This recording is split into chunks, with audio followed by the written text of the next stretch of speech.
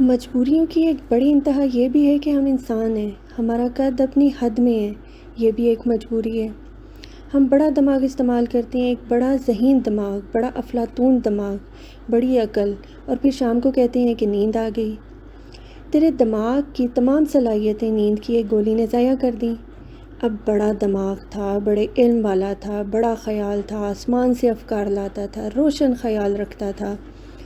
مقصد یہ کہ یہ جو آپ کا ذہن ہے یہ ایک حد کے بعد خاموش ہو جاتا ہے، آپ کا وجود ایک حد سے باہر نہیں نکل سکتا، تم اپنی آپ سے باہر نہیں نکل سکتے۔ اللہ کریم نے فرمایا یہ سماوات جو ہیں یہ مجبوری ہے کہ تم اپنی مجبوریوں کے حصار سے نکل نہیں سکتے، نکل سکتے ہو تو پھر نکل کر دکھاؤ۔ اب آزادی کہاں سے شروع ہوتی ہے؟ اگر سلطان کے ساتھ رب کریم کے ساتھ ہو جاؤ تو پھر آپ نکل بھی سکتے ہو۔ سلطان پھر مالک ہے، ہر چیز کا مختار ہے، اگر اس کی ذات چاہے تو وہ جہاں چاہے لے جائے۔ اب یہاں آ کر لوگوں کو سمجھ نہیں آتی کہ ایک بندہ ہے، حدود میں ہے، پیغمبر کیسے ہوا، وہ نکل گیا، انسانوں سے باہر آ گیا اور اس کو ایک علم عطا ہو گیا، تعلق عطا ہو گیا اور اللہ کی زبان بن گیا۔ اللہ نے اس کی زبان سے بولنا شروع کر دیا، وحی ہو گئی، الہام ہو گیا اور پھر نزول فرقان ہو گیا۔ درود شریف پڑھ رہے ہو تو یہ آج کا زمانہ تو نہیں ہے، کسی پرانے زمانے کے پرانے اسم کو آج کے زمانے کا انسان آج ہی پڑھ رہا ہے۔ اب یہ انہوں نے حصار وقت کو توڑ دیا۔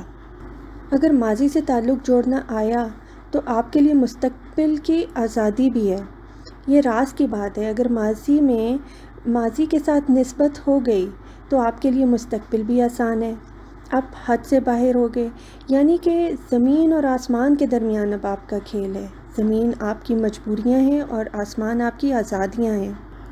جب آپ سجدہ کر رہے ہیں کہ سجدہ سیدھا اللہ کے پاس ہے، یعنی کہ کائنات بنانے والے کے ساتھ رابطہ ہے، آپ کی پیشانی کا، آپ کے سجدے کا۔ گویا کہ آزاد ہونے کا راستہ آپ کی پیشانی میں ہے، آزاد ہونے کا راستہ آپ کے آنسو میں ہے۔ آنسو جو ہے یہ تقرب الہی کا قریب ترین مشاہدہ ہے آپ کے اندر، آپ کے دل کی دھڑکن کے ساتھ۔ جب آپ اپنی ہستی کے پردے سے باہر نکلیں گے تو پھر آپ وہی ہیں جو اس رب کریم نے آپ کو بنایا، یعنی کہ آپ نمائندہ ہیں اس رب کریم کا، آزاد کا، مالک کا، قوی کا، رحیم کا، رحمان کا، رازق کا۔ اس نے اپنی صفات آپ کے اندر ظاہر فرمائی، یعنی کہ کمزور کی نسبت قوی سے ہو جائے تو وہ بھی قوی بن جاتا ہے۔ تم اس کو مالک بناتے نہیں ہو، لہٰذا تمہیں مجبوریاں ڈستی ہیں۔ اس کو مالک بنا لو تو مجبوریاں کوئی نہیں۔ اگر آپ کی وابستگی میں دراڑ نہیں ہے تو آزادیاں اور مجبوریاں ساری آپ کی غلام ہیں۔ مطلب یہ ہے کہ آپ اپنی مجبوریوں کو، لمیٹیشنز کو اور امکانات کو ضرور پہچانو۔ اپنے آپ پر ذرا نگاہ رکھو کہ آپ کیا کوشش چاہتے ہو۔ اس دنیا میں آپ کا صرف ایک ہی وزٹ ہے، دوبارہ اس میں آنے کی ضرورت ہی نہیں ہے، امکان ہی نہیں ہے۔ اس وجود میں آپ نے ایک ہی بار آنا ہے، ایک ہی وزٹ ہے، اور بھیجنے والے نے بھیجا ہے۔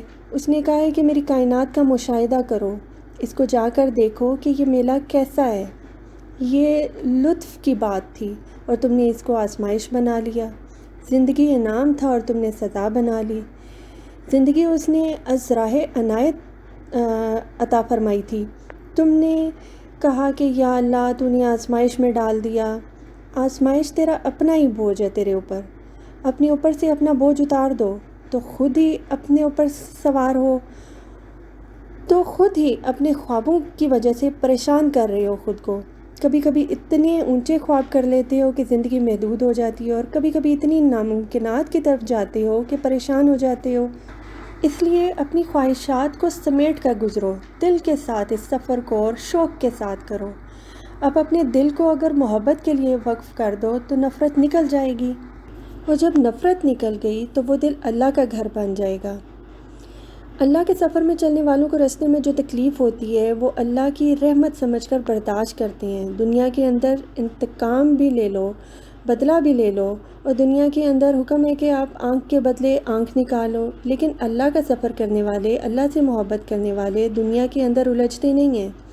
مثلا آپ کی فلائٹ ہے کل شام 7:30 بجے، تو 6:45 بجے کہیں آپ کا جھگڑا ہونے لگ جائے تو آپ جھگڑا نہیں کرو گے، کہو گے کہ میں نے فلائٹ میں جانا ہے، مجھے دیر ہو رہی ہے، تو آپ جھگڑے کے معاملے میں نہیں پھنسو گے۔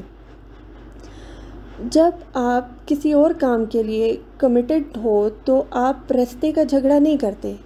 گویا کہ جن لوگوں کے عظیم کارنامے کرنے ہیں، جن لوگوں نے بڑی جنگیں لڑنی ہیں، وہ چھوٹا محاذ نہیں کرتے۔ اس لیے اگر محاذ بناؤ تو پھر ایک بناؤ۔ جب اللہ سے بات ہو رہی ہے تو درمیان میں یہ باتیں نہ کرو۔ لمبے سفر اور دور کے سفر پر جانے کے لیے آپس میں درمیان میں الجھنے کی ضرورت نہیں۔ درمیان میں الجھنے والے الہیات میں نہیں جا سکتے۔ اب آپ دیکھیں کہ جب آپ درود شریف پڑھ رہے ہیں، اصل میں آپ ثنا خوانی کر رہے ہیں اور آپ تسبیح حق بیان کر رہے ہیں، کیونکہ آپ یہ اللہ کے حکم سے کر رہے ہیں۔ اس لیے ایک ذات کا اگر تقرب ہو جائے تو دوسری ذات قریب ہو جاتی ہے۔ اس لیے درود شریف کثرت سے پڑھنے والوں کے لیے بڑی خوشخبری ہے کہ جب آپ کے لیے ادھر سے کوئی پیغام آ جائے تو آپ سمجھو کہ ادھر سے ہی پیغام ہے۔ یہ دونوں ذاتوں کے درمیان ہے۔ اگر جس کسی کو نبی کریم صلی اللہ علیہ وآلہ وسلم کا تقرب مل جائے، وہاں سے اس کو اللہ کا تقرب مل جاتا ہے، اور اللہ کی طرف چل پڑو تو وہیں سے نبی کریم صلی اللہ علیہ وآلہ وسلم کی طرف رجوع کرا دیا جاتا ہے۔ اب اس کے درمیان ہو، یہ تین کا کھیل ہے۔ ایک آپ ہو، ایک اللہ کریم ہے، اور ایک اللہ کے محبوب صلی اللہ علیہ وآلہ وسلم ہے۔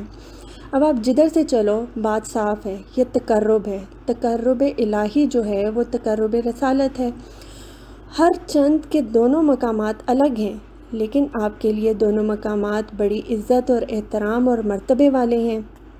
اللہ پاک ہمیں اپنا اور اپنے محبوب صلی اللہ علیہ وآلہ وسلم کا تقرب نصیب فرمائے، آمین یا رب العالمین۔